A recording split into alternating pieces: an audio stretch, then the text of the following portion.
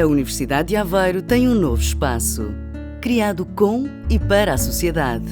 Um espaço para a discussão da atualidade e debate de novas ideias. Um espaço para a partilha de conhecimento e de experiências. Um espaço com lugar reservado para si, para todos. Bem-vindo ao Educação à Escuta.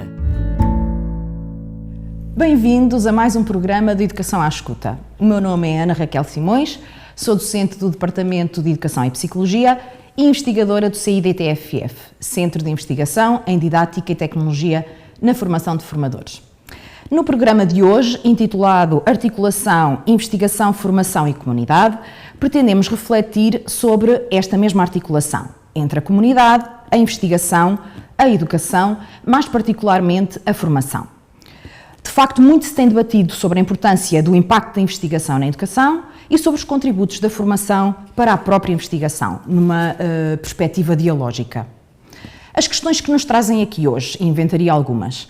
Será que a investigação que se tem vindo a produzir tem relevância para quem está no terreno educativo? Será que os atores educativos e os diferentes stakeholders se envolvem em dinâmicas investigativas? Se sim, como e porquê? Será que a formação levada a cabo, quer inicial, quer contínua, quer pós-graduada, se articula efetivamente com a investigação que está a ser produzida? E as dinâmicas de investigação e intervenção no contexto? Qual é a sua gênese? E quais são as agendas atuais? Qual a importância então das parcerias em educação? Será que aqui também entram as questões de comunicação de ciência? Ora, são estas algumas das questões que vamos discutir hoje com os diferentes representantes que trouxemos para o nosso programa.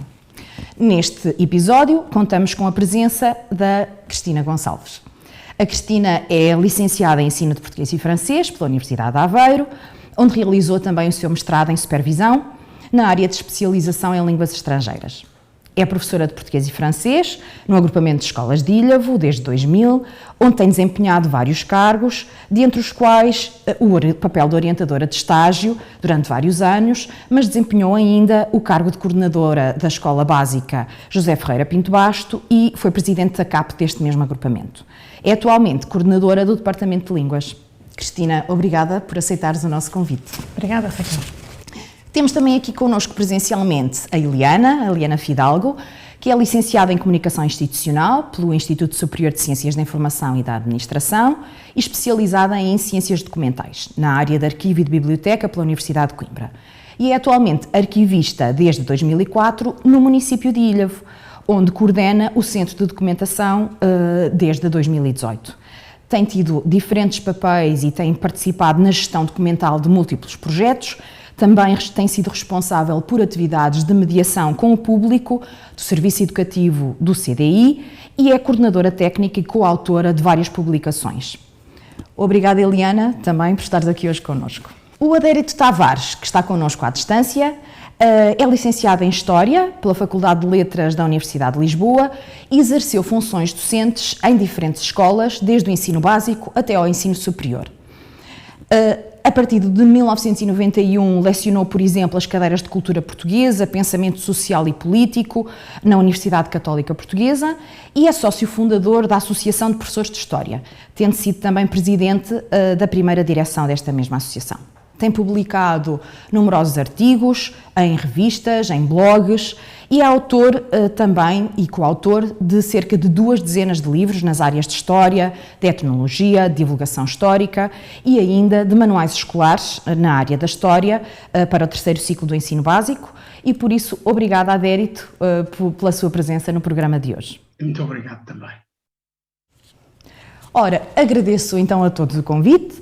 E vou começar deixando aqui um repto. Começamos o programa de hoje retomando o genérico deste mesmo Educação à Escuta, onde, nas palavras iniciais que podemos ouvir, e passo a citar, nos é indicado que a Universidade de Aveiro tem então agora um novo espaço, criado com e para a sociedade, um espaço para a discussão da atualidade e debate de novas ideias, um espaço para a partilha de conhecimentos, de experiências, um espaço com um lugar reservado para si, para todos. É este o genérico do nosso programa Educação à Escuta. A minha pergunta, para lançar o mote para este momento do nosso programa, é se de facto cada um de vós representantes de diferentes instituições, mas também em termos pessoais, se conseguem rever-se neste papel, neste lugar reservado para vocês, neste espaço que foi criado. Pensando também em vós, Cristina e a Eliana, como parceiros do CIDTFF, com quem temos trabalhado, e por isso é esta a minha primeira pergunta. Encontramos aqui um espaço onde nos possamos reunir e partilhar e debater ideias? É muito bom ver aqui este espaço, esta abertura para receber os parceiros da comunidade, para que todos juntos possamos discutir, trocar experiências, trocar ideias, partilhar projetos, construir novos caminhos para a produção de conhecimento. Portanto, ainda bem que a Universidade manifesta esta vontade de continuar, eu acho que não é começar, é continuar a construir pontos com a sociedade, com as diversas entidades e criar assim estes espaços que nos permitem esta partilha. Obrigada, Cristina. E continuando nesta pergunta, perguntava aqui a Eliane, e falando um pouco se calhar também da história, nesta construção deste espaço e destas pontes, palavra que foi agora mesmo usada pela Cristina, como é que equacionas esta arquitetura e como é que esta se tem desenvolvido e qual a sua importância? Eu partilho da opinião da Cristina de que as entidades de ensino, as instituições de ensino, as entidades públicas, nomeadamente as autarquias, podem cooperar entre si e construir pontes é uma necessidade. Nós, cada vez mais, para podermos avançar, temos de construir estas pontes, evitar os conflitos, porque através do conflito, ou de conflito de ideias, acabamos por não conseguir atingir os objetivos a que nos propomos, e com estas pontes, aliás, que construir pontes é um dos lemas do Centro de Documentação de Ilhavo, é estabelecer estas parcerias, estas sinergias com a comunidade, mas também com as entidades públicas, nomeadamente as universidades, a Universidade de Aveiro aqui, é uma forma de alcançarmos muito mais facilmente os objetivos, de crescermos em conjunto, de aprendermos em conjunto. Portanto, partilho integralmente da opinião da Cristina também neste aspecto. Muito bem, eu perguntava ao adérito na senda do que até agora discutimos, mas se calhar pegando numas palavras, retomando algumas das palavras do adérito, se me permitir, no seu livro, que vou apresentar mais à frente, mas no seu livro Outra História, Outras Histórias, eu perguntava então ao adérito de que forma é que foi construindo este caminho e a universidade entra. Nas suas palavras, neste livro, e vou ler aquilo que escreveu, refere que a água que me deram a beber na faculdade, na sua formação, não chegou, como é óbvio, para todo o caminho. Tive de procurar outras nascentes. Fiz, como todos, o meu próprio caminho. Por isso, pensando neste caminho que foi encetando, em que medida é que a investigação e o seu conhecimento e articulação com a comunidade ajudaram a que tal caminho fosse percorrido? Muito obrigado pela questão, Ana Raquel, e saúdo também as outras colegas e, obviamente, os espectadores e ouvintes que estão à escuta.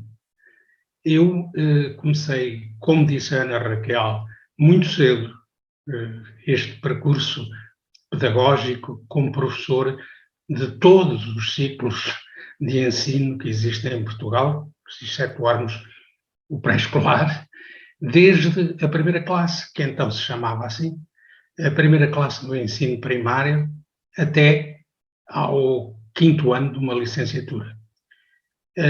Efetivamente, esse percurso longuíssimo que começou aos 18 anos, pôs-me em contacto com imensas atividades, também como formador de professores e até formador de formadores. Participei, por exemplo, na equipa que elaborou os novos programas de História a partir da reforma de Roberto Carneiro e, curiosamente, participei nessa equipa como organizador e divulgador de materiais didáticos e multimédia.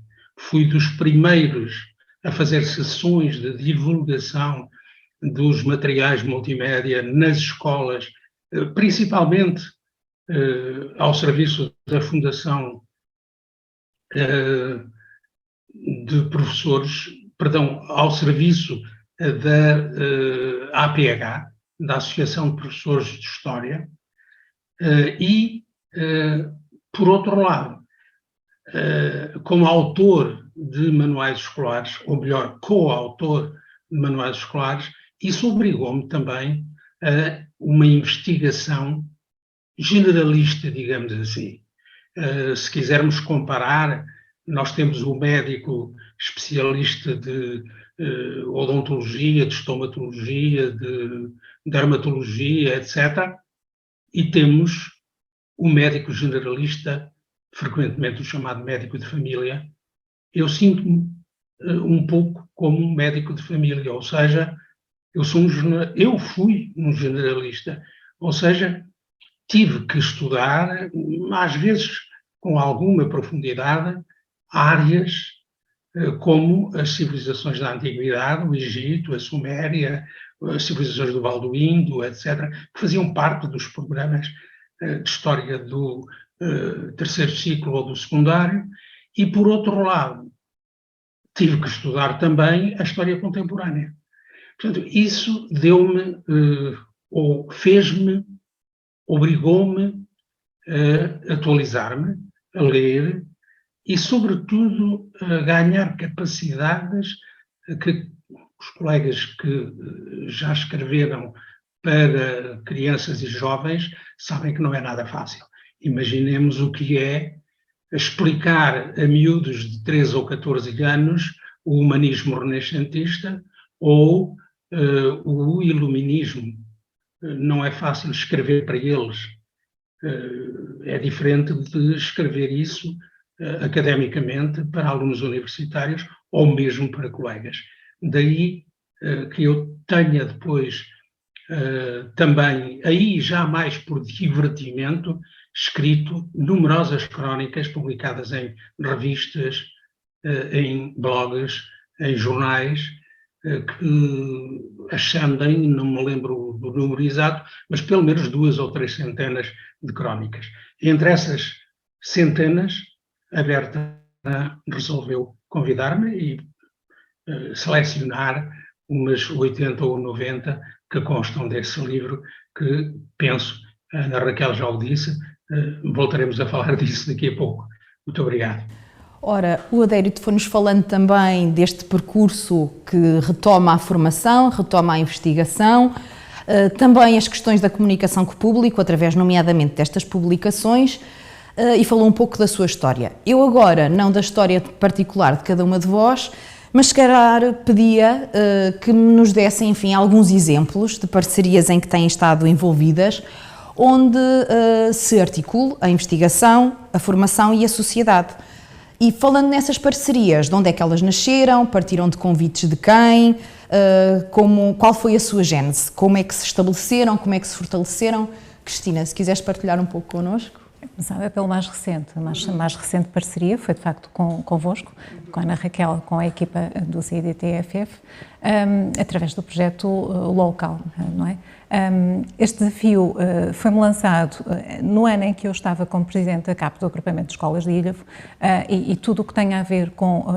primeiro dizer que o Local tem a ver com as paisagens linguísticas e com a diversidade linguística e cultural, que hoje é uma realidade facilmente constatável no nosso cotidiano. Lançado o desafio, nesse ano, eu aceitei. Procurei sondar os meus colegas para perceber quem é que também estaria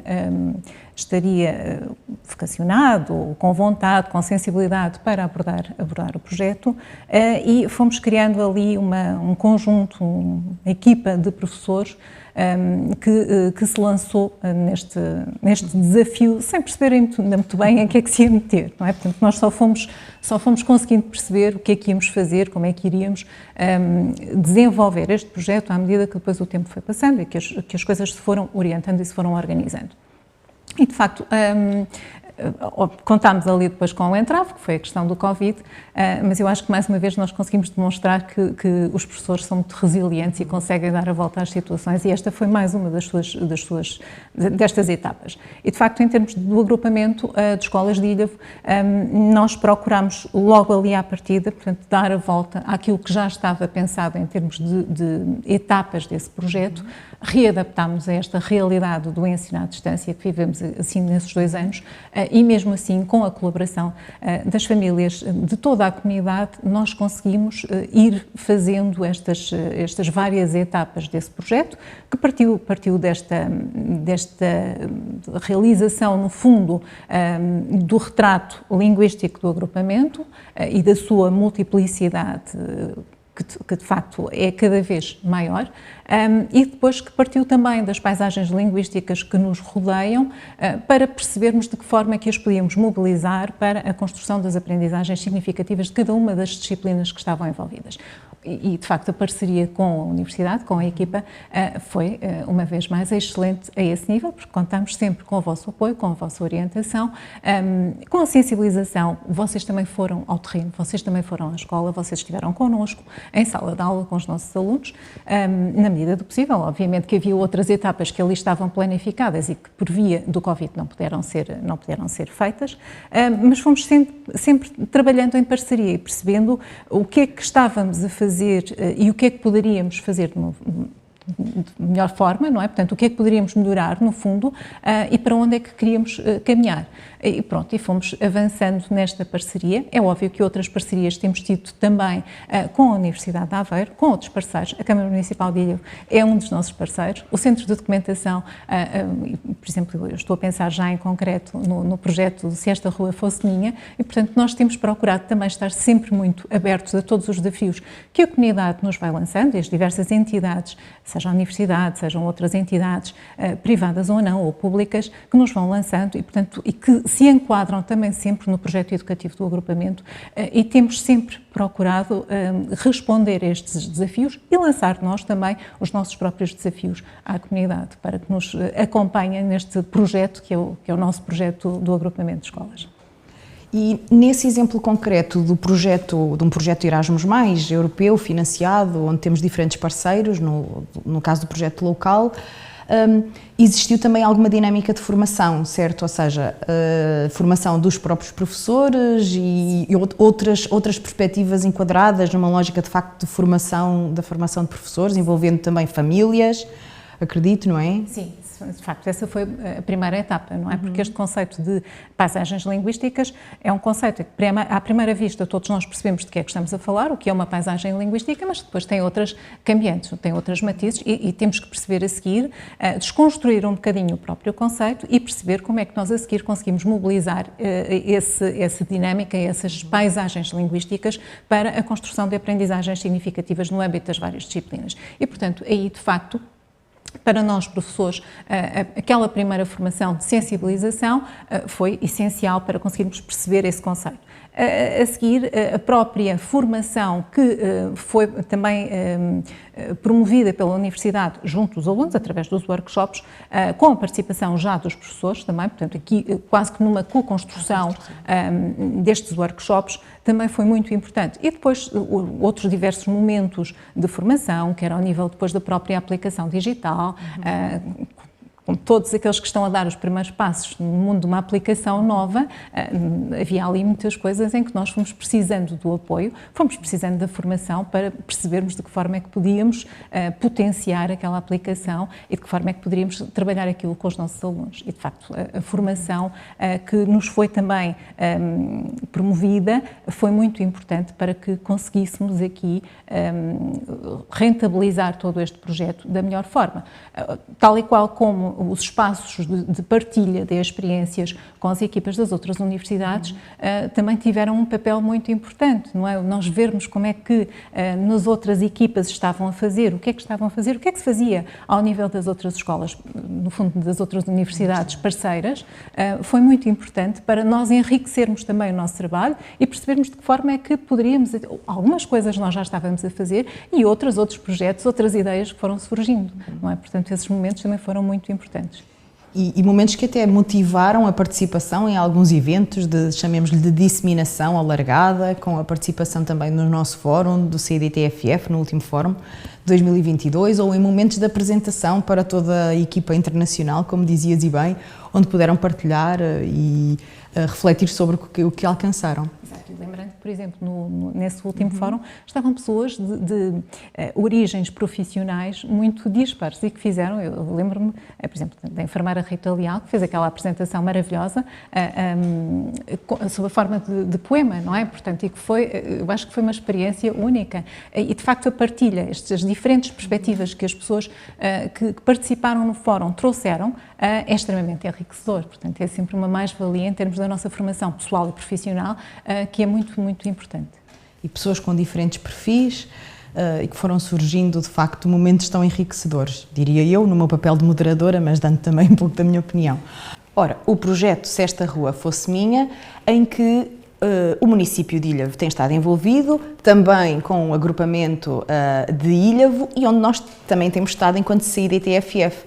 Por isso, pegando neste exemplo, Eliana, convidava-te a falar um pouco sobre este exemplo desta parceria e sobre esta gênese, como apareceu, como surgiu este projeto ou outros que queiras destacar, óbvio.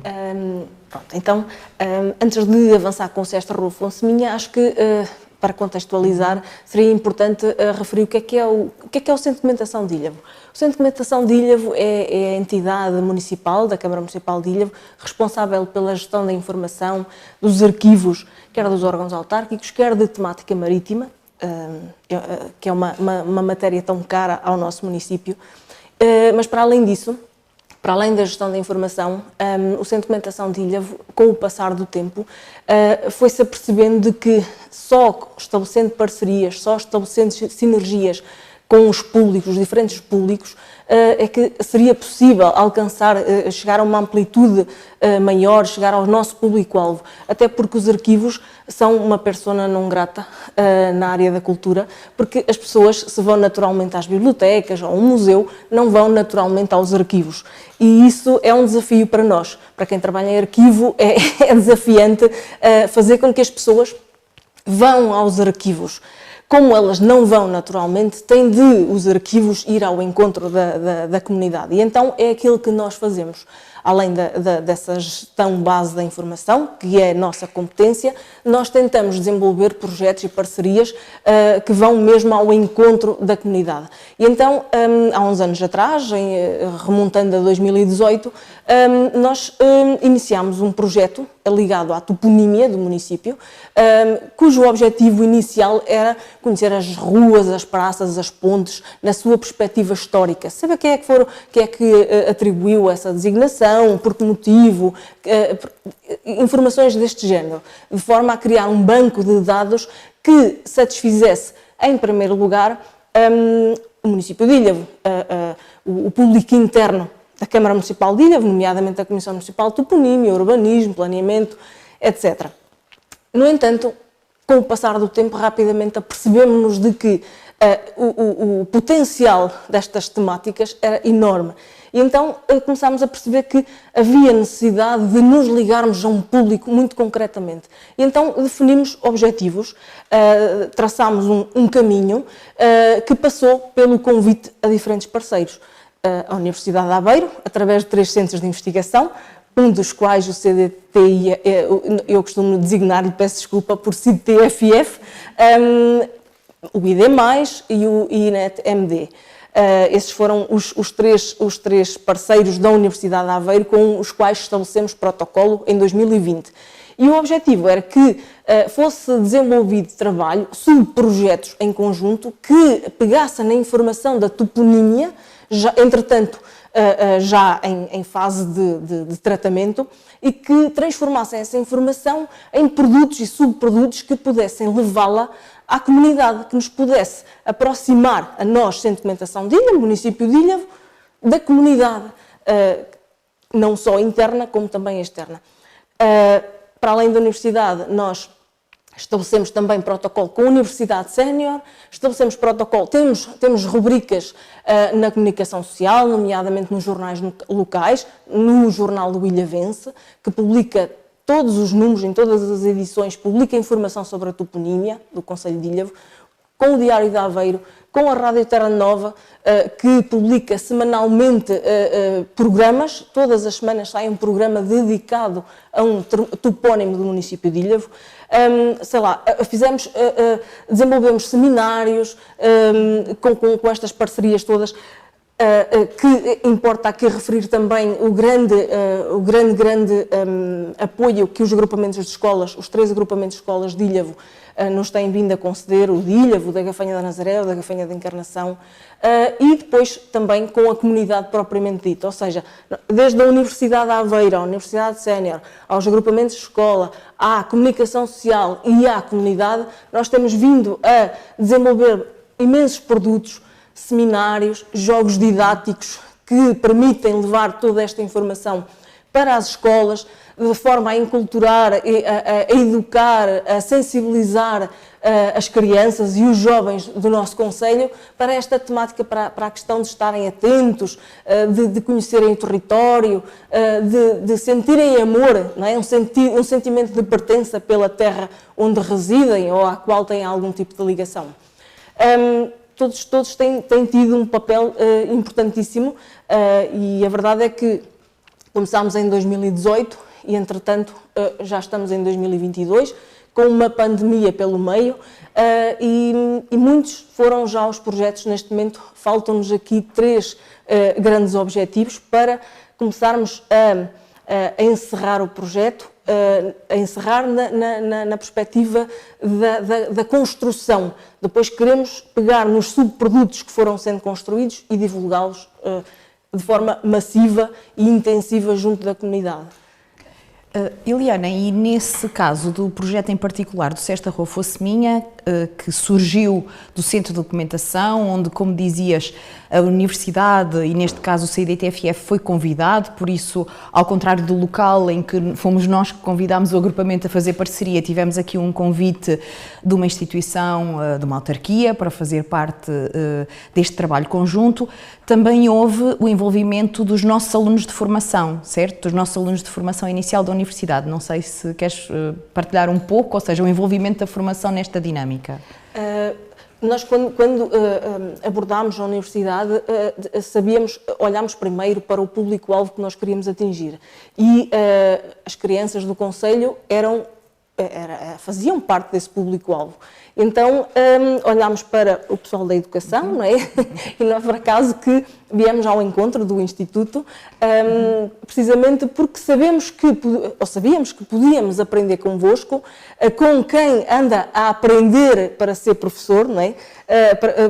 Aprender com futuros professores e com professores, claro.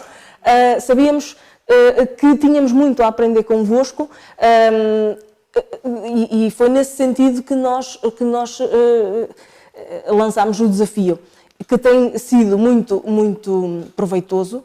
Como eu disse há pouco, já surgiram, a partir deste contacto, 7 jogos didáticos que pretendemos criar condições para aliás, eles já estão a ser implementados em algumas realidades escolares do município, mas queremos criar que funda todos os que foram concebidos, de maneira a que possa chegar a todos os alunos do concelho. Para isso, foi muito importante o contributo, não é, que os alunos, os estagiários, e a sua relação com os agrupamentos de escolas do Concelho de Ilhavo, onde tiveram turmas, onde puderam testar, experimentar, conceber, tiveram um palco de intervenção para poderem desenvolver o seu trabalho, pegando na área da toponímia do concelho, estabelecendo a ligação com as diferentes áreas curriculares, e de forma a conjugar tudo e a criarem produtos que possam ser apresentados posteriormente aos alunos, a este público-alvo que nos interessa tanto. Não sei se respondi à questão. Sim. Eu penso que é interessante esta lógica do nosso público-alvo, dos alunos, mas também da própria envolvência que compreendi do projeto, que envolve também as famílias, ou seja, muitas vezes as famílias são também convidadas a participar e por isso este envolvimento chega à comunidade não só educativa, mas à comunidade alargada, numa lógica de sentido de pertença também ao município, que me parece relevante. Destacavas o exemplo das professoras estagiárias. Houve, de facto, alguns grupos de estágio que, durante o seu processo de investigação e intervenção, nesta lógica de construção do seu relatório, desenvolveram trabalho no âmbito do SESTA Rua Fosse-Minha. Tivemos também alunos de formação inicial, não é, do terceiro ano, da licenciatura em Educação Básica, ainda não estão a fazer estágios, estão ainda a fazer uns primeiros ensaios de iniciação à prática, mas destacaste de facto o exemplo da articulação entre a investigação e a formação e a comunidade. Em outros momentos, também os estagiários, noutros espaços, como é o caso do agrupamento de escolas de Ilhavo, também os estagiários têm podido contar com a parceria estabelecida e com os protocolos para poderem desenvolver o seu desenho investigativo, recolher dados e, sobretudo, formar-se enquanto futuros formadores. Não sei, Cristina, se quiseres falar um pouco sobre esta dinâmica que tem decorrido. Sim. Nós, no agrupamento de escolas de Ilhavo, já temos uma longuíssima tradição nesta recepção aos estagiários da Universidade de Aveiro, não só porque nós somos também uma escola de referência para o ensino bilíngue de alunos surdos e, portanto, até estagiários da Universidade de Coimbra, da Universidade do Porto, no âmbito da língua gestual portuguesa e da interpretação da língua gestual portuguesa, nós recebemos.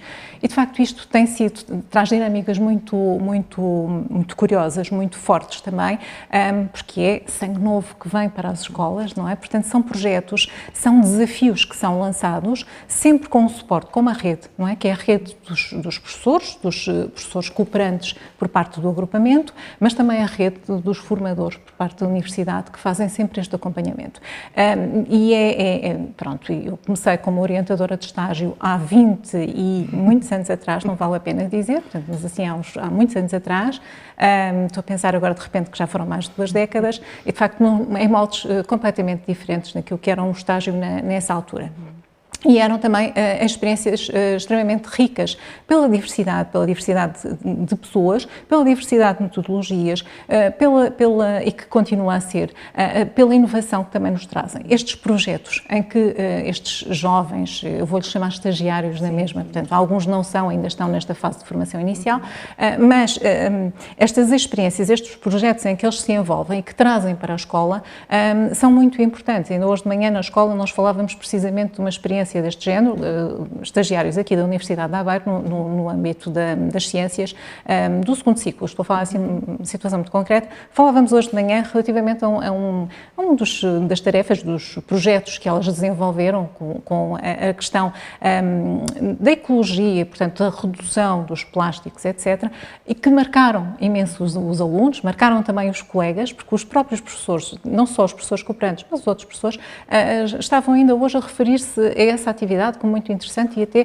uma atividade a replicar. Depois esta abertura também, o facto de, através destas dinâmicas de formação, nós estabelecermos depois aqui outras parcerias com o município, com o serviço educativo, com a universidade, portanto, tudo isto contribui também para o desenvolvimento dos nossos alunos, para o desenvolvimento também do nosso projeto pedagógico. De facto, acho que é uma aposta e acho que vamos continuar também por este caminho da parceria com a universidade em termos de formação.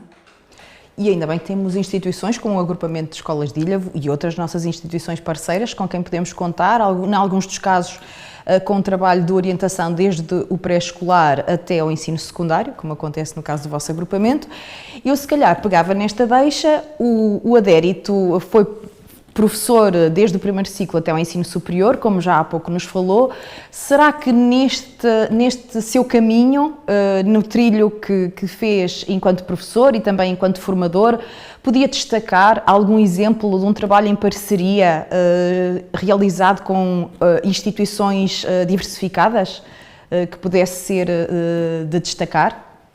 Olha, Ana Raquel, de facto, colaborei, como já disse há pouco, bastante com a Associação de Professores de História, mas em algumas das escolas em que estive, quase sempre organizei os centros de recursos, quase sempre integrados na biblioteca da escola, mas esses recursos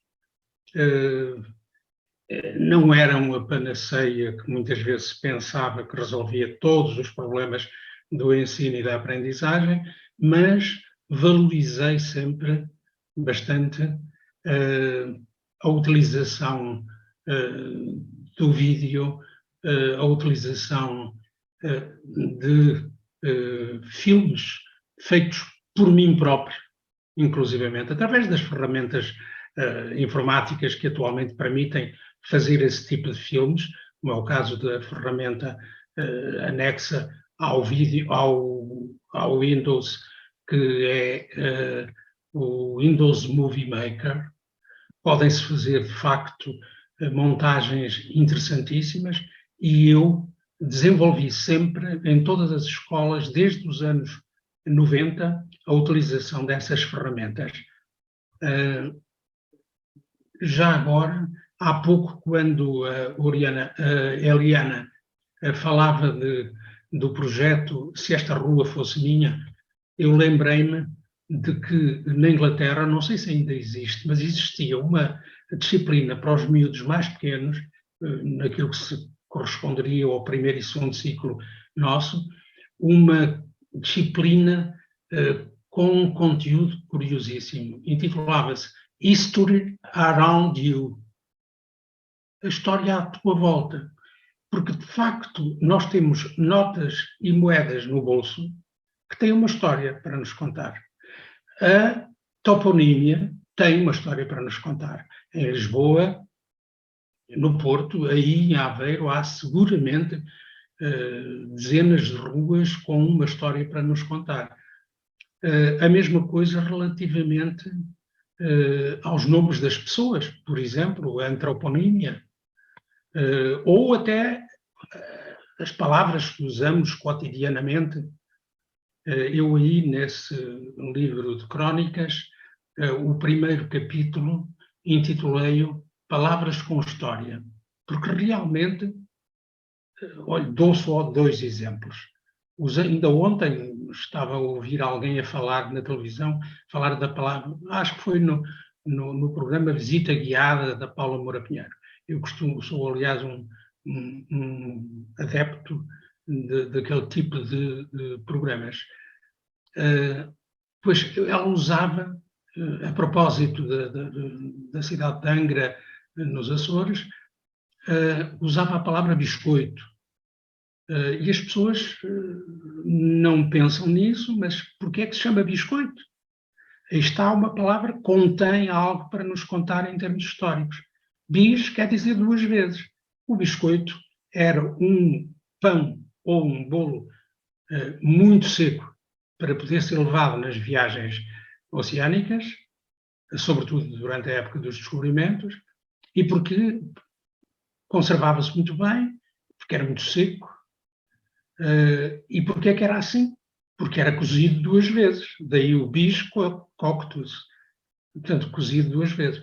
Ora, se nós começarmos uma aula ou motivarmos uma aula com alunos sobre como é que se comia, levavam animais vivos, por exemplo, nas naus, ou levavam um pão que se conservava apesar das condições.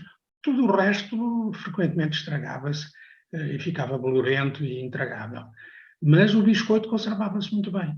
Ou um outro exemplo também, a propósito deste significado de palavras que usamos cotidianamente. É o caso da palavra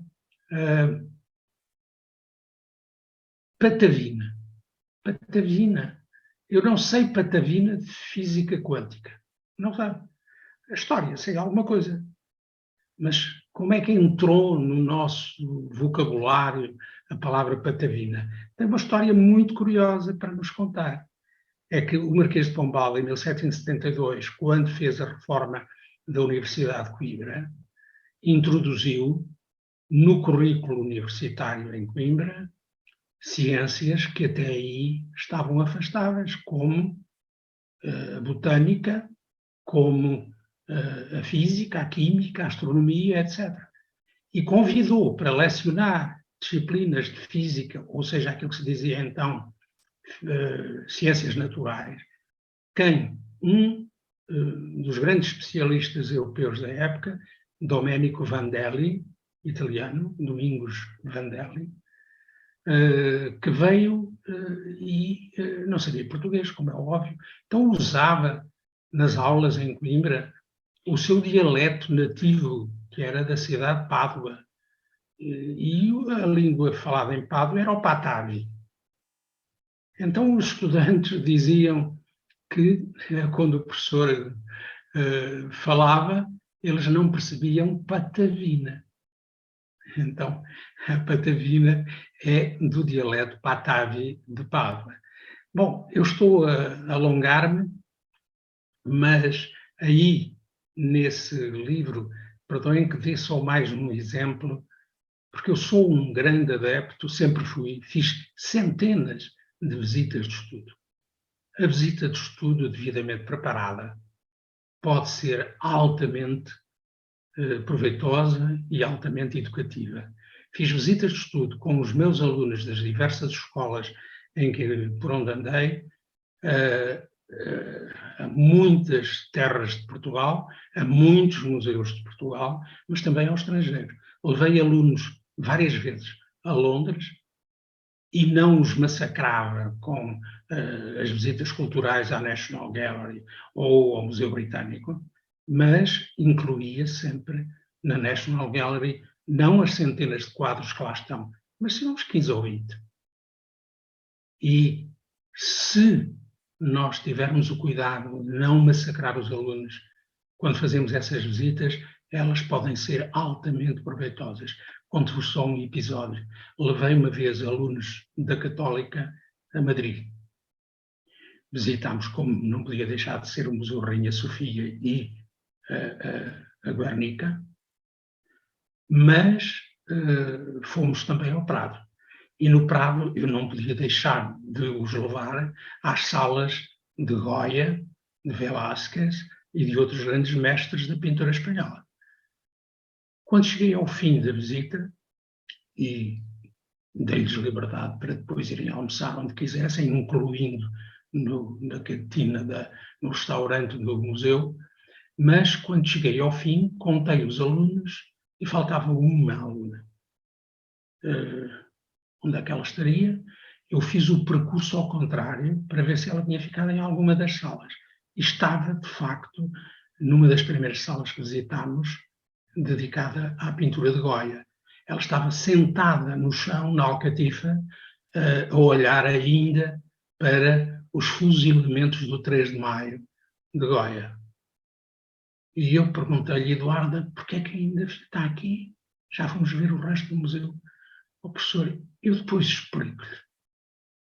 Ficou fascinada com aquele quadro de Goya, como se lembram, soldados napoleónicos, vistos de costas, apontam as armas, os fuzis, para uns patriotas, alguns deles já mortos, e numa atitude quase como um Cristo, de braços erguidos. Não sei se já viram bem, mas eu recomendo aos nossos ouvintes que vejam de novo esse quadro.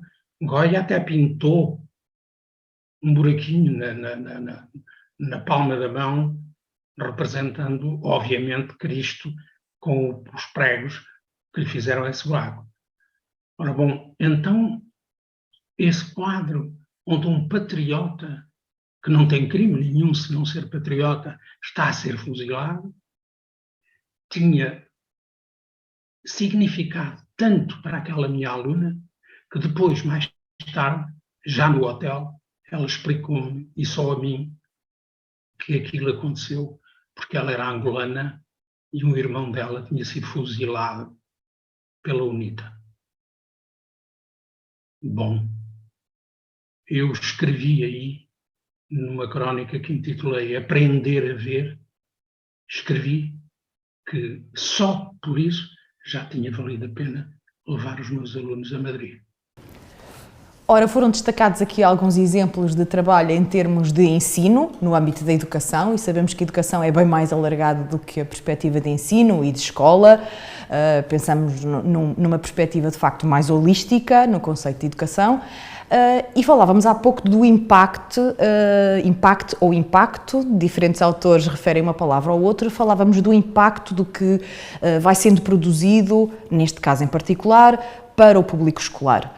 Se pensarmos numa lógica mais alargada, pensarmos no impacto da investigação que vai sendo desenvolvida para a comunidade em global, de forma global.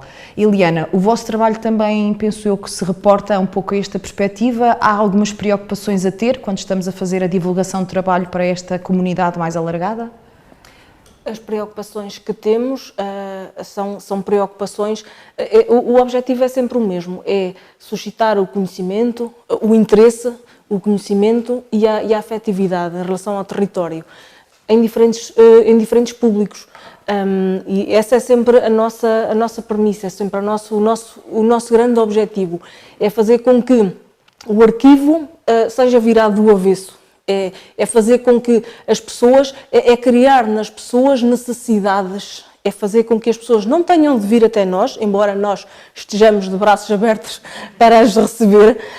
No entanto, como sabemos que essa procura não é natural, nós tentamos ir ao encontro de diferentes formas.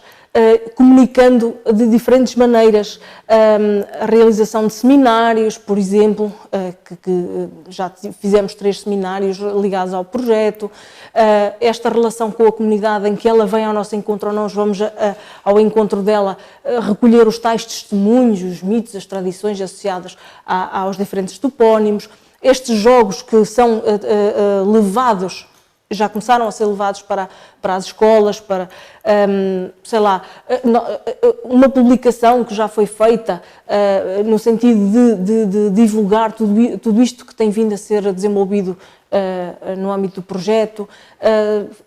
Tantas formas que podemos utilizar para comunicar, para divulgar, os programas de rádio, que depois são disseminados através das redes sociais do Centro de Documentação e do município. A rubrica no Jornal do Ilhavense e no Diário de Aveiro, são tudo formas, esta relação, este programa, não é? O programa de hoje é uma forma também, e agradecemos à Universidade esta oportunidade também de partilharmos aquilo que também fazemos, não é? Em conjunto convosco. São tudo ferramentas que nós tentamos utilizar para divulgar e para chegar a um público ao público de uma maneira geral. E uma curiosidade, nós fazemos mensalmente um cálculo do público que nós temos. E a verdade é que com estes projetos colaborativos, o impacto deixa de estar, nós não conseguimos mensurar esse impacto. Porque acaba por ser, uma coisa é aquilo que acontece entre portas, em que o público vem fazer a investigação diretamente ao arquivo, ou acede à nossa plataforma e acede à documentação a partir da plataforma. E outra coisa é quando não conseguimos, temos programas de rádio, não sabemos quem são, o número de pessoas que nos ouve. Nos jornais a mesma coisa, nós não, mas sabemos, uma certeza temos, que houve uma explosão, há uma explosão de público graças à divulgação que pode ser sempre melhorada, mas que todas estas oportunidades criam formas de estabelecer relação com o público. Isso é muito bom, é muito gratificante, porque apenas a título de curiosidade, há dias houve um evento com os séniores lá no município e uma colega do arquivo, por curiosidade, perguntou se alguém conhecia ou se esta rua fosse minha. E os séniores, os maiores, todos eles disseram, eu conheço, eu não sei o que é o Centro de Documentação de Ilha, mas eu leio o jornal do Ilhavense e eu sei, e eu conheço o projeto e sabemos que eles são leitores assíduos. Isso é muito bom, apesar de não conseguirmos contabilizar o número de pessoas que ouvem falar sobre a terra, sobre a história, a identidade, patrimónios e até do Centro de Documentação de Ilha. Mas é bom, é uma forma de levar e estes resultados são excelentes e são oportunidades únicas que têm que ser aproveitadas. E ainda bem que tal acontece. Destacaste e apresentaste um conjunto de exemplos de trabalho que mostram o impacto de um projeto na comunidade, de uma forma global, utilizando diferentes recursos, diria eu, falando do programa de hoje, por exemplo, também como forma de comunicar aquilo que vai ser desenvolvido, pensando nesta articulação entre este impacto e o que acontece na vida de um professor, e a formação do professor, não só na formação inicial, de que já falávamos aqui, ou até pós-graduada, mas naquilo que é a sua formação contínua, permanente. Como é que este impacto pode ter consequência, digamos, em termos do que acontece em investigação, o que acontece nos projetos? No fundo, como é que nós podemos todos juntos, porque num trabalho de co-construção, promover esta formação, atribuindo maior impacto ao que é desenvolvido em termos da investigação? Mas, de facto, os professores estão, eu diria, aliás, como em qualquer profissão hoje em dia, estamos em constante formação. Eu acho que mal estará aquela pessoa que acha que acabou a universidade, acabou a sua formação superior e, portanto, não precisa de estudar mais, não precisa de aprender mais. Pelo contrário, e a vida vai nos ensinando que, de facto, nós temos que estar em constante evolução, em constante aprendizagem e, portanto, é muito importante esta ligação que nós vamos mantendo com a universidade, porque, por norma, a universidade será o centro de produção em termos de investigação, mas é importante enquanto parceira, não é? Portanto, esta ideia de parceria, de construção do conhecimento, porque a universidade, a investigação que é produzida tem que ir ao encontro das necessidades dos professores. Tem que haver aqui esta realidade, esta ligação sempre, esta articulação, para que possamos caminhar, no fundo, em conjunto.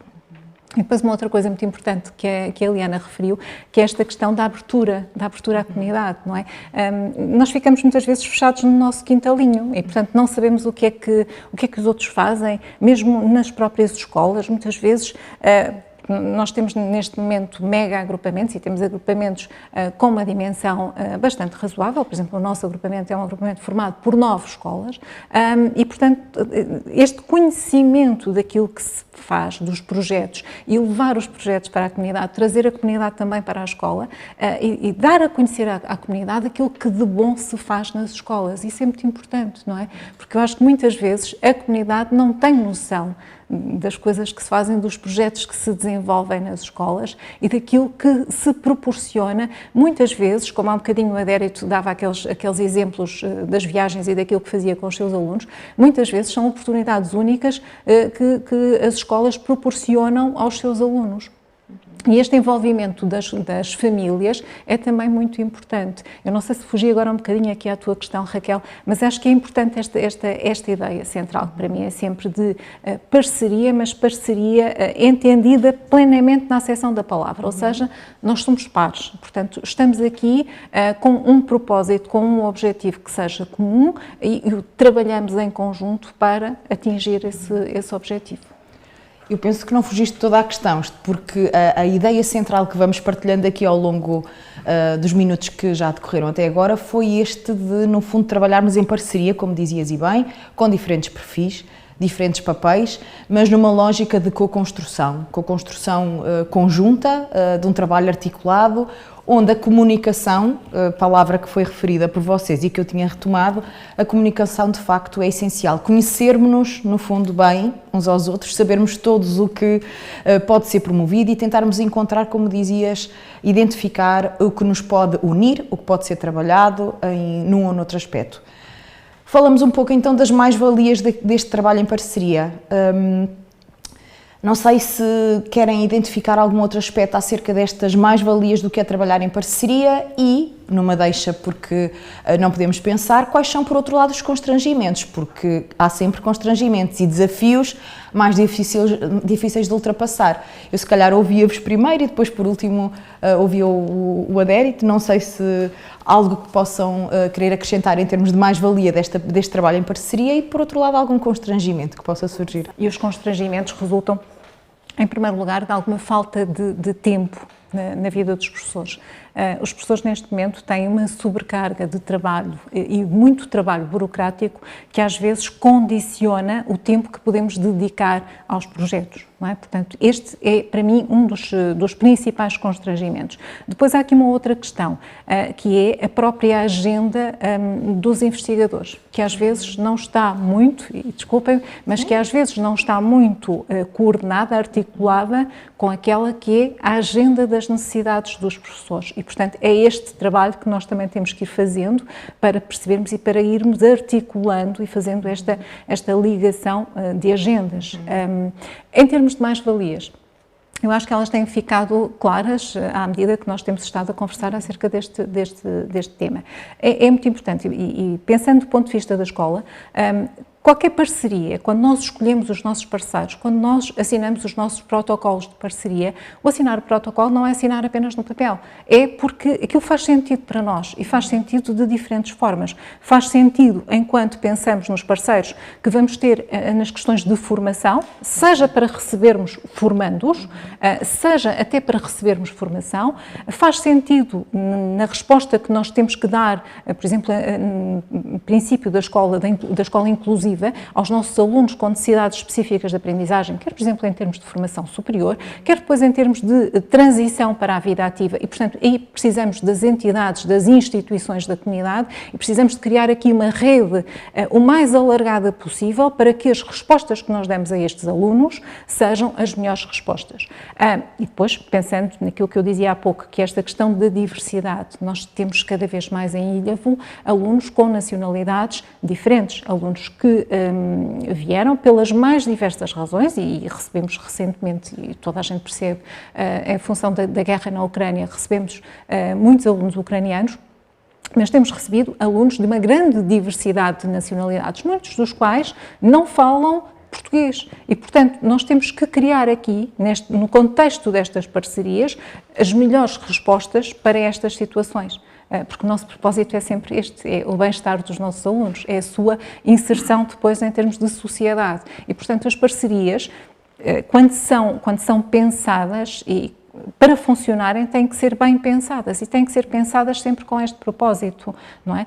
Qual é, neste momento, a necessidade que nós temos e que caminho é que nós queremos trilhar para, no fundo, conseguirmos atingir os objetivos que estabelecemos em termos do nosso projeto pedagógico. E, portanto, para mim, será sempre essa a mais-valia principal de qualquer parceria que se estabelece. É esta criação de uma rede alargada em que possamos trabalhar em conjunto com este objetivo final.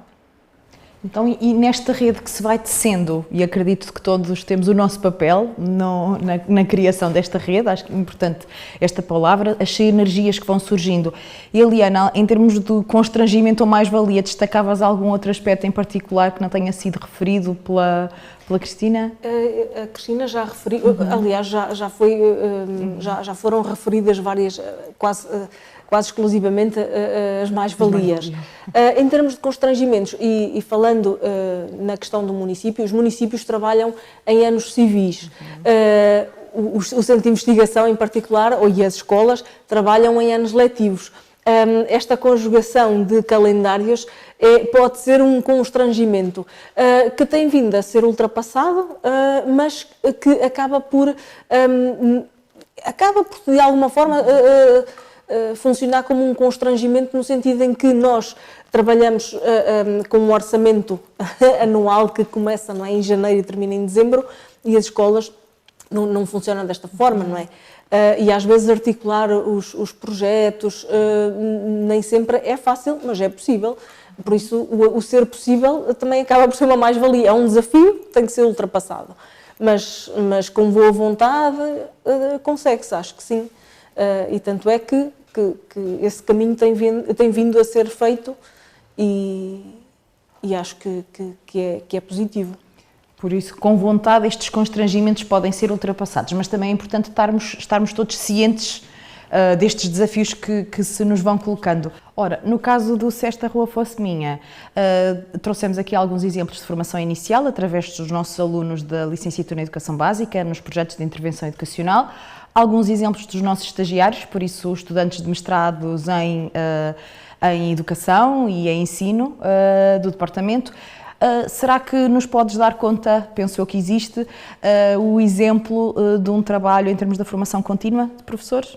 Exatamente, esse trabalho foi desenvolvido no agrupamento de escolas da Gafanha da Nazaré, onde investigadores do Centro de Investigação intervieram em colaboração com a comunidade escolar, em particular os alunos, em que os alunos foram recolhendo memórias, fotografias antigas e atuais dos diferentes topónimos e que foram depois condensados, compilados numa plataforma em que todos eles puderam apresentar a construção ou os resultados do trabalho que desenvolveram durante o ano.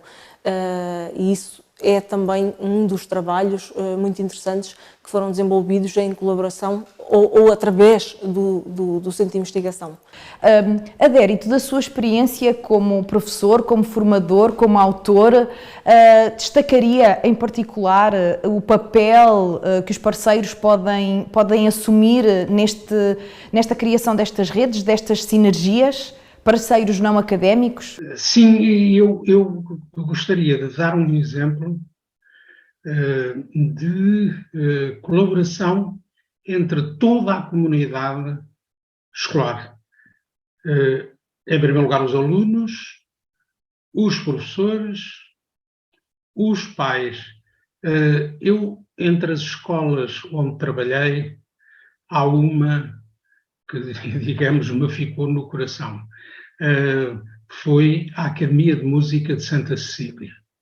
Em primeiro lugar, por ser uma escola sui generis que teve desde sempre, foi pioneira nesse aspecto, o ensino integrado da música com o currículo académico normal. Em segundo lugar, porque a escola educou os meus filhos e está a educar agora os meus netos. Logo aí, há alguma coisa especial, é que os antigos alunos põem lá os filhos e até os netos. Isso é significativo. De facto, é uma escola que teve, desde a fundação em 1964, essa preocupação educativa, porque o ensino, através das artes, sejam elas a pintura, a escultura ou a música, como sabemos, transmite algo mais do que o ensino. Transmite maneiras de estar, de ser, transmite personalidade, etc. E, perdão, houve um projeto, eu estive na Academia de Música de Santa Cecília, entrei para lá como professor em 1974, no ano da Revolução. Obviamente que foi um ano difícil em todo o país e também nas escolas, mas adaptei-me rapidamente e lembro-me de ter tido alunos que depois vieram a ser músicos profissionais, que integraram ou integram ainda as orquestras nacionais, a Gulbenkian, a Metropolitana, etc. A Academia, neste momento, tem uma fase, eu diria, excepcional, porque tem duas orquestras, uma de cordas e uma de sopros, tem 3 coros, faz sempre concertos frequentemente, audições finais. Antes da pandemia, realizou 2 ou 3 concertos de Natal na Basílica de Mafra, ao som dos 6 órgãos, coisa rara no mundo, creio que única, 6 órgãos do século XVIII funcionam em conjunto, e nesses concertos foram os professores de órgão e alunos de órgão que tocaram os 6 órgãos, acompanhando um coro constituído por 300 vozes de jovens e crianças. Bom, na Academia de Música de Santa Cecília, eu estive até 1991, ano em que me convidaram a ir para a Universidade Católica, e eu, com pena minha, tive que deixar a Academia. Mas, desde 88 até 91, durante esses anos, eu coordenei um projeto de que gostaria de vos falar muito rapidamente. Esse projeto foi a edição de uma revista a que chamámos Ponto e Contraponto, que, como sabemos, é a linguagem musical. Então, a revista tinha a colaboração dos professores, fossem eles professores dos currículos académicos de História, de Matemática, de Português ou de Inglês, fossem os professores de Música, que escreveram nas diferentes números da revista artigos interessantíssimos sobre a sua área de especialidade. E, sem esquecer, os alunos e os pais. Portanto, a revista estava aberta à colaboração da comunidade escolar, toda ela. Infelizmente, não houve continuidade a partir de 91, porque não houve ninguém que se dispusesse a coordenar a revista e assumir esse trabalho. Eu, como já tinha experiência do livro escolar, fazia a função de coordenador, fotógrafo, paginador, etc. Mas não é fácil, e era pontualmente a revista sair, era uma revista com preocupações trimestrais. Às vezes não conseguimos pô-la cá fora no final do trimestre, mas saía pelo menos 2 vezes por ano. E esse projeto, reparem, envolveu toda a escola e a comunidade familiar também. É um exemplo que eu deixo aqui, que quando há vontade conseguimos mobilizar não apenas os nossos alunos, eu tenho inúmeros exemplos de mobilização dos alunos para vários projetos, mas também os próprios pais. Nunca me esquece uma mãe que era professora na Faculdade de Letras de Lisboa, da área das línguas e literaturas, que escreveu um artigo interessantíssimo para um dos números da revista, sobre justamente um assunto que já falámos há bocadinho, a antroponímia, isto é, os nomes. E os alunos adoraram aquele artigo, porque ela explicava o significado e a origem dos nomes deles, dos alunos. A palavra Manuel, porque o nome Manuel, ou Rita, ou Cátia, só não explicou a origem do nome Adérito. Isso é a minha pedra no sapato, porque o meu pai pôs-me este nominho vulgar, embora os meus avós se chamassem José Francisco e José Luís, e eu teria agradecido mais se tivesse esse nome. Mas não estou tão descontente como isso. O nome é investiguei eu hoje disso.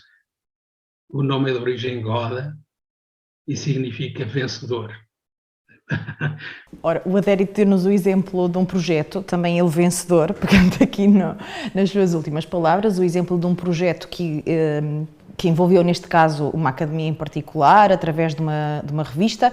Há pouco falávamos do exemplo do nosso fórum anual no CIDTFF, onde tentamos conhecer-nos um pouco melhor uns aos outros e onde pudemos, no último ano, já o destacámos, cuja temática em 2022 foi CIDTFF e parceiros não académicos, que relações e com que finalidades. Podemos então contar neste último ano com a participação através de pequenos vídeos, exemplos que podemos utilizar de também comunicar ciência, se assim entendermos, e trabalhar um pouco na disseminação. Podemos contar com a vossa colaboração, assim como a vossa participação em alguns momentos deste fórum. São eventos que podem ter outro tipo de formatos. Acreditam que, nos vossos contextos em particular, e pensando na comunidade, este tipo de eventos, ou as revistas de que nos falava o Adérito, ou a publicação, tem que ter algum tipo de característica particular? Ou seja, quando falamos da comunicação, por exemplo, de que foi já hoje várias vezes destacada aqui no nosso programa, quando falamos da comunicação e das questões da investigação, temos que ter alguma atenção em particular? Comunicamos da mesma forma para professores de que comunicamos para outros investigadores? No fundo, quais são as nossas preocupações? O exemplo do fórum, apesar de ser para parceiros não académicos e ter pessoas de diferentes perfis, não teve como público-alvo, sei lá, a grande maioria dos professores do agrupamento. Por isso, será que temos que ter algumas preocupações em particular neste tipo de eventos em relação à comunicação? Cristina? Eu acho que sim, eu acho que a nossa preocupação fundamental, a preocupação de qualquer comunicador tem que ser a questão da adaptabilidade. Pensarmos em função do nosso público, do público a quem nos estamos a dirigir e, portanto, adequarmos a forma como comunicamos a esse público. É óbvio que se estiveres a falar de um seminário organizado apenas entre investigadores, o tipo de linguagem utilizada, a forma como comunicam, não é certamente a mesma de um fórum, como foi aquele que nós fizemos o ano passado, não é? Portanto, com características completamente diferentes. Da mesma forma, quando nós organizamos um evento na escola, e estou a pensar ainda no último que nós fizemos também um bocadinho na sequência deste projeto, mas depois relacionado com um outro projeto do nosso agrupamento, que era o da cadeira intercultural, em que fizemos aqui a abertura à comunidade e fizemos num outro espaço que não o da escola. Nós tínhamos feito num primeiro momento na escola e depois fizemos no espaço da Biblioteca Municipal, gentilmente cedida pelo município, e onde tivemos em exposição também as cadeiras interculturais feitas por todos os alunos do agrupamento e, portanto, estamos a falar desde o pré-escolar até ao ensino secundário.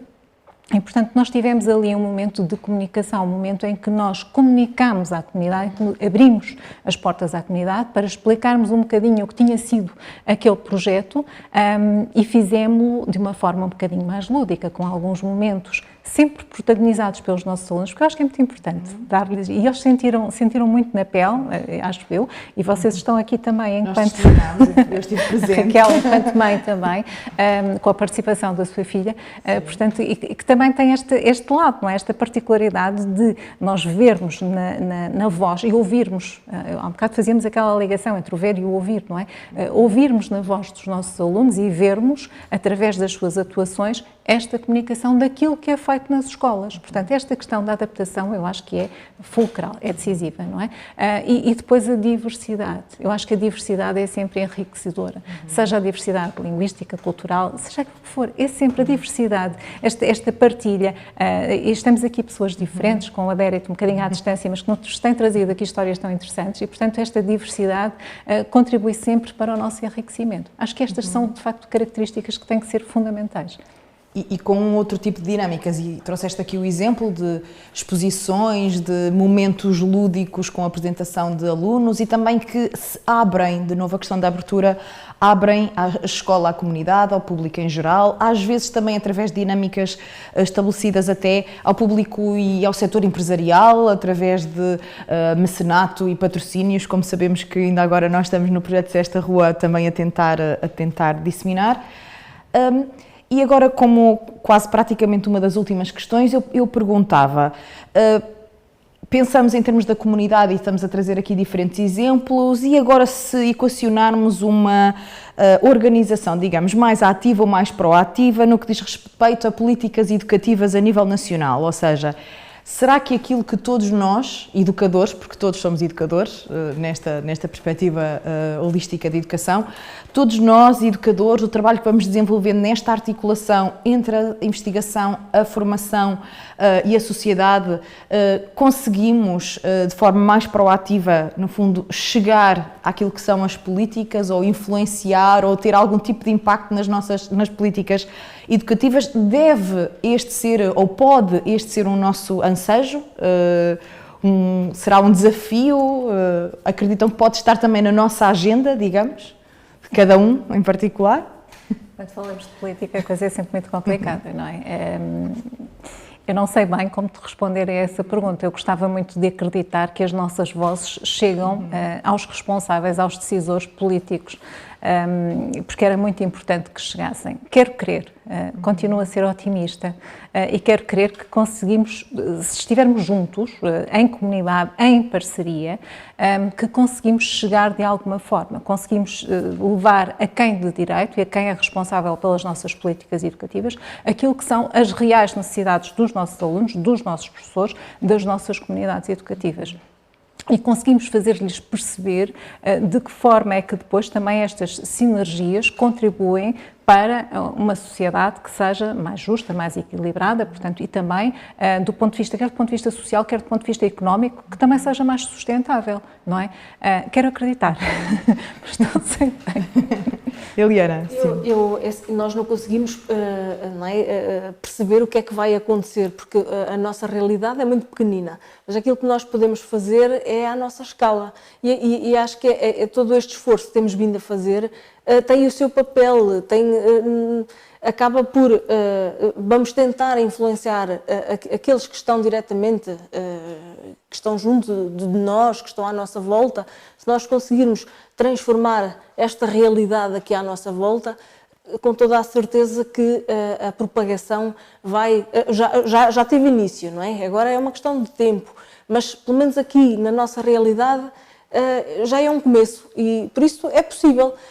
Pode não ser por nós, pode não ser no nosso tempo, pode ser daqui por muito tempo, não fazemos a mínima ideia, mas começamos já, e já começamos, já estamos a fazer o nosso papel. E isso é o que basta para dar início, para começar a despontar aqui, acredito que sim. Nós podemos também deixar aqui o convite aos nossos decisores, e estou a pensar em primeiro lugar no nosso Ministro da Educação, que nos deu a honra, em termos de agrupamento de escolas de Ilhavo, de vir ao nosso agrupamento e fazer uma visita até ao projeto que nós temos numa escola, no Centro Escolar de Valdilhavo, e portanto eu acho que pode também ficar o convite para vir ver aquilo que se faz em Ilhavo, aquilo que se faz na Universidade de Aveiro, e vir ouvir também deste lado. E acho que é uma pessoa que demonstra uma grande abertura e uma grande vontade de conhecer aquilo que se passa no terreno e de vir perceber, de facto, quais são as nossas necessidades, quais são as nossas ansiedades e quais, no fundo, ajudar-nos a construir também estas sinergias. Sim, e vimos também aqui como exemplo que nem todas estas redes e todas estas sinergias estabelecidas partem sempre da mesma gênese, têm sempre a origem no mesmo espaço, por isso quem sabe se nestas lógicas bottom-up, digamos, usando aqui uma nomenclatura bastante utilizada, quem sabe se nestas dinâmicas não podemos também começar a criar e construir novas histórias e ser ouvidos, trazer de novo aquilo que conseguirmos não só fazer-nos ouvir, mas também ouvir os outros e aprender neste olhar também uns com os outros e conhecendo-nos melhor. Eu destacava como exemplo da importância de nos fazermos ouvir e de passar as nossas histórias, o livro do Adérito, de que vou dar agora conta neste espaço. Há pouco já referimos que o livro Outra História, Outras Histórias é um conjunto de crónicas que foi fruto, no fundo, palavras do Adérito no seu prefácio, de uma sementeira e de uma longa experiência pedagógica e didática. Foram originalmente publicadas em diferentes revistas, jornais e blogs e estão aqui coligidas sobre a chancela da Bertrand Editora. Convido-vos a ler não só este livro como outros do Adérito. Ora, quero terminar agradecendo a todos pela vossa presença, à Cristina, à Eliana e ao Adérito, e retomava as palavras iniciais deste nosso programa, que este seja um espaço de partilha, debate, enriquecimento, um espaço com um lugar reservado para si e para todos. Continuem a acompanhar a Educação à Escuta, porque este programa também é feito para si, público que nos está a ouvir em diferentes contextos, por isso, até à próxima.